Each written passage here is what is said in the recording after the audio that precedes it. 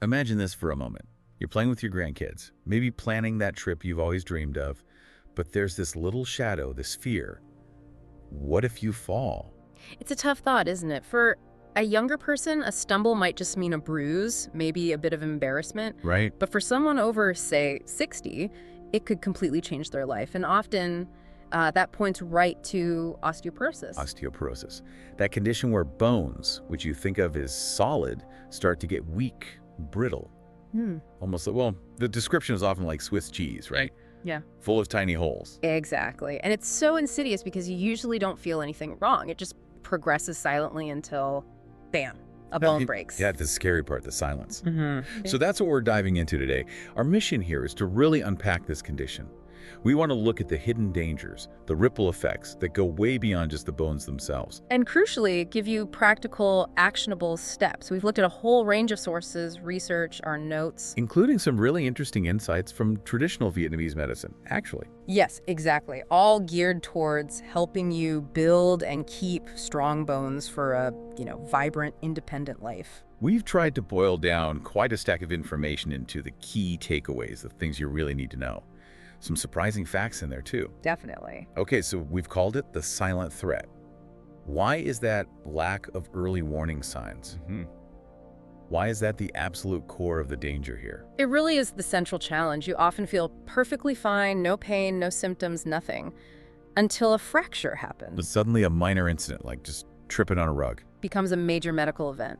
And we're often talking about what are called fragility fractures, Meaning meaning they happen from a fall, from standing height, or sometimes even less, a minor bump, a sudden twist. And the common spots are hip, spine, wrist. Those are the big three, yes. Hip fractures are particularly devastating. Talk us through that. What does that actually look like for someone? Well, first, there's immense pain. Then it almost always means major surgery, a long hospital stay, and then a really tough period of rehabilitation. Right.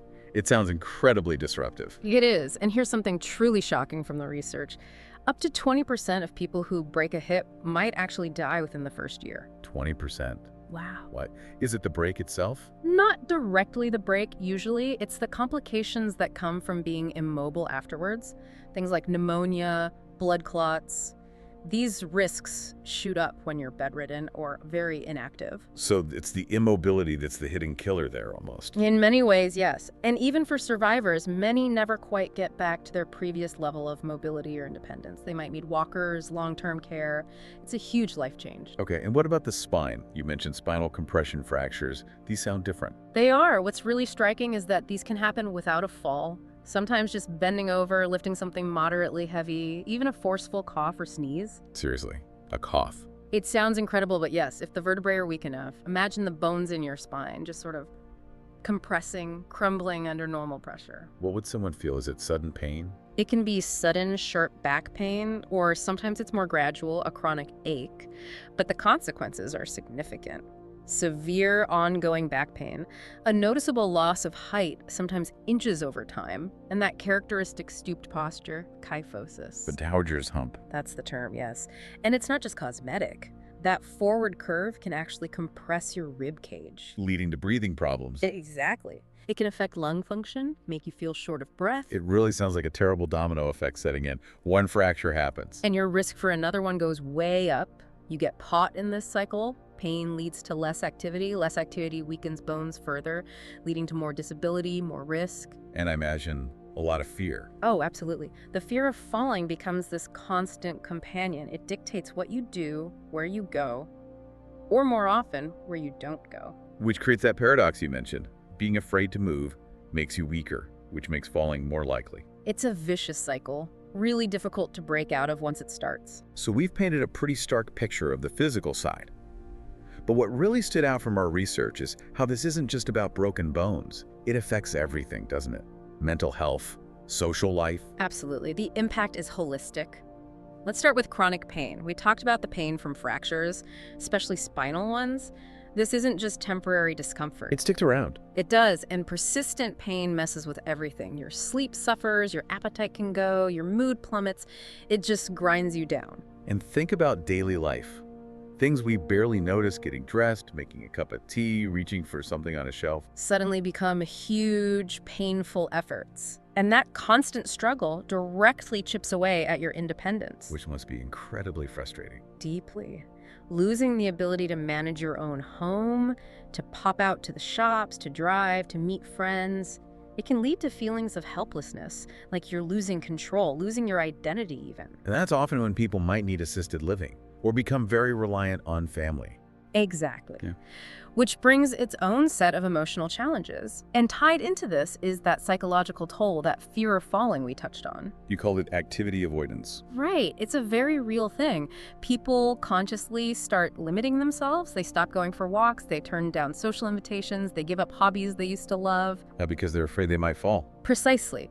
And this self-imposed isolation, combined with less physical activity, it just makes everything worse. Muscle weakness increases, bone loss can actually speed up, and the social isolation deepens. Leading to anxiety, depression. Very often, yes. It's a significant hit to overall mental well-being. And then there are the physical changes themselves, like the kyphosis, the stooped posture.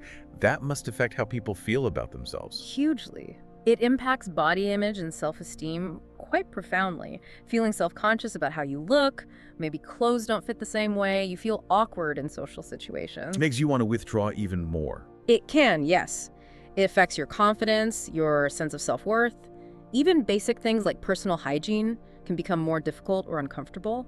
It's far more than just a cosmetic issue. Okay, so understanding all this. Yeah. The physical, the mental, the social impact, it's crucial. But the next step, the empowering part, is what we can actually do about it. Right. And the good news is there's a lot we can do. Our sources really emphasize that bones aren't static. They're living tissue. They're constantly breaking down and rebuilding. Like a continuous renovation project. Exactly. And what we eat provides the building materials for that project. So let's talk nutrition. The big two are always calcium and vitamin D. Absolutely. The Yeah. cornerstones. Calcium is the main mineral that gives bones their strength and structure, the bricks, if you will. Okay. And vitamin D, well, vitamin D is like the foreman on the construction site. It's essential for your body to actually absorb and use the calcium. You can eat all the calcium in the world, but without enough vitamin D, it won't get into your bones properly. Got it. So how much do we need? What did the sources generally suggest for adults, say, over 50? The general consensus seems to be around 1,200 milligrams of calcium per day. And for vitamin D, typically 600 to 800 international units, or IU, daily. Though it's important to note some people might need more, especially for vitamin D. Right. Individual needs can vary. And where do we get this calcium? Dairy is the obvious one. Milk, yogurt, cheese, they're great. But don't stop there. Lots of non-dairy sources are fantastic too. Think leafy greens like kale, spinach, collard greens. Okay. Fortified plant milks are widely available now. Almond, soy, oat milk. Check the label for calcium. Tofu, especially if it's calcium set. Yeah. Even canned fish with edible bones like sardines or salmon. Sardines, interesting. And almonds too, right? Almonds have some calcium, yes. For vitamin D, fatty fish are good sources. Salmon again, mackerel, tuna. But the best source. Sunlight. Safe, sensible sun exposure is still the most effective way for your body to produce vitamin D naturally. Just short periods, maybe 10-15 minutes a few times a week, depending on your skin type and location, can make a big difference. And not always easy, especially in winter or for people who are housebound. True. And that's where fortified foods and potentially supplements come in, but definitely talk to your doctor before starting vitamin D supplements to get the dose right for you. Good advice. Now, it's not just calcium and D, is it? Other nutrients play a role. Definitely. Magnesium is important for bone formation. Find it in nuts, seeds, whole grains, leafy greens. Okay. And vitamin K, especially a form called K2, is really interesting. It seems to help direct calcium to the bones and keep it out of arteries, which is also important for heart health. Where do we find K2?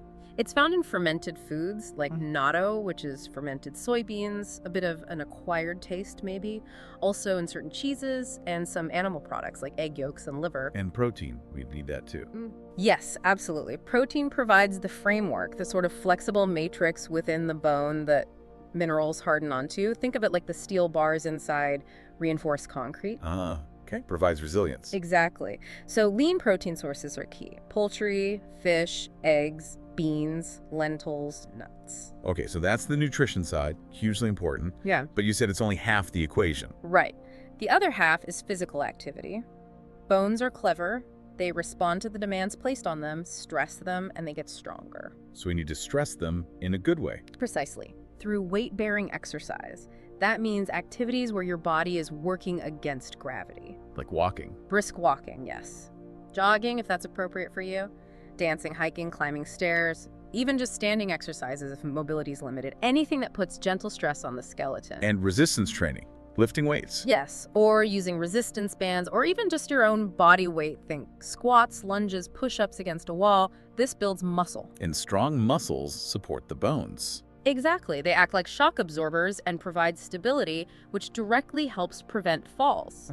Back to preventing falls. It's all connected. So regular activity strengthens bone, improves balance, boosts coordination, builds muscle strength, all critical for cutting down the risk of those devastating falls that cause the fractures in the first place. Okay, so nutrition and exercise are the foundations. Now, what about other approaches? We mentioned traditional medicine earlier and things like stress. Yes, these complementary approaches can really enhance the basics. They work with your body's natural processes. Let's talk about Engi, the traditional Vietnamese medicine perspective. What did the sources suggest there? Well, it tends to view health holistically, focusing on balance and energy flow. In this system, the health of the kidneys is seen as closely linked to the health of the bone. Interesting. So how does that translate into practical advice? Often through diet.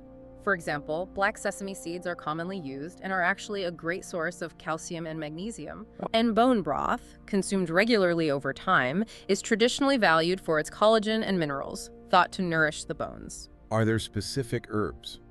Some sources mention herbs like astragalus or rumania, believed to support kidney energy and thus bone health.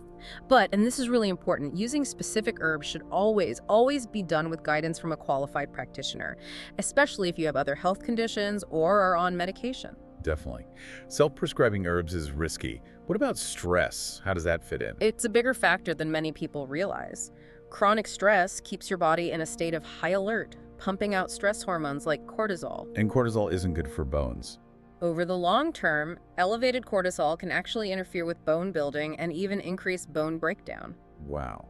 So managing stress is bone protection too. Absolutely. And practices like meditation, deep breathing, tai chi, gentle yoga, they do double duty. Awesome. They directly lower stress levels. And things like tai chi and yoga involve slow, controlled movements, which are a form of gentle, low-impact weight-bearing exercise that also significantly improves balance. Tai Chi comes up a lot for older adults, doesn't it? For fall prevention. It does. It's highly recommended precisely for that reason. It directly tackles balance and coordination, key factors in reducing fall risk. Okay. What else supports this whole picture? Immune system. A strong immune system helps with repair and regeneration throughout the body, including bone. So the things that support immunity, a diet rich in antioxidants from fruits and vegetables, getting enough sleep, regular moderate exercise, they indirectly support bone health too. Makes sense.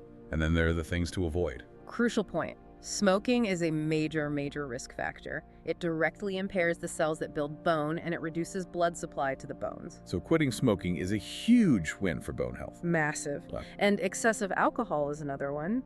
It can interfere with how your body absorbs calcium and metabolizes vitamin D. Moderation is key. Okay, one last area, and it feels very practical. Our living environment. Yes. Fall prevention at home. This is vital no matter how strong your bones are. Reducing the risk of falling in the first place is paramount. So what kind of things are we talking about? Simple stuff, often. Getting rid of tripping hazards, loose rugs, electrical cords, general clutter, improving lighting, especially on stairs and in hallways. Or have bars in the bathroom. Definitely. And non-slip mats in the bath or shower. It's about making your environment as safe as possible. And personal checks too. Yes. Getting your vision and hearing checked regularly. If you feel unsteady, talk to a doctor or physical therapist about balance exercises, and review your medications with your doctor or pharmacist. Why medications? Some medications or combinations of them can cause dizziness or drowsiness, which increases fall risk. A review can sometimes identify and adjust those. Right, you've covered a lot of ground. From understanding the silent nature of osteoporosis and its really quite devastating impact. Physically, mentally, socially. Right. All the way through to these really practical steps. Nutrition, exercise, stress management, home safety. It's about building a strong foundation. Exactly. And the goal here, let's reiterate, isn't just about avoiding a break, it's about living fully, isn't it? It's about having the vitality and independence to enjoy life, playing with grandkids, traveling, pursuing hobbies, just moving freely without that constant worry. So, based on everything we've discussed, what are the key actions someone listening right now could take away? Maybe 3 or 4 main things. Okay. First, I'd say, assess your plate. Really look at what you eat daily. Are you getting enough calcium from varied sources, enough vitamin D, whether from sun, food, or potentially supplements after talking to your doc? Small changes count, right? Like adding spinach to a smoothie. Exactly. Or choosing those sardines for lunch sometimes, or just making a point to get 15 minutes of morning sun safely. Small, consistent actions. Okay, number 1, assess your plate. What's next? Second, move with purpose. Find some weight-bearing activity you actually enjoy. That's key. Brisk walking, dancing, gardening, tai chi. Make it sustainable. Yes. Consistency is more important than intensity, especially at first. Start small, maybe 10 minutes, and build up gradually. Listen to your body. Good. Number 3, prioritize fall prevention. Do a quick safety check of your home today. Look for those trip hazards, rugs, clutter, poor lighting. Simple fixes can make a huge difference. Remove the rug, add a nightlight. Exactly. Basic, but effective. And finally, The most crucial step, perhaps. Talk to your doctor, seriously.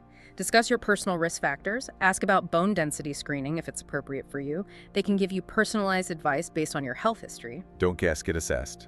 Precisely.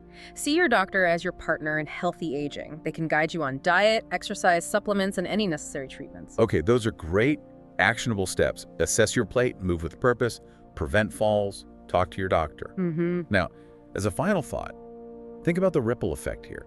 When you take charge of your bone health, you're obviously doing something amazing for yourself. It goes beyond that, doesn't it? It really does. You're setting an incredible example for your family, your friends, your community.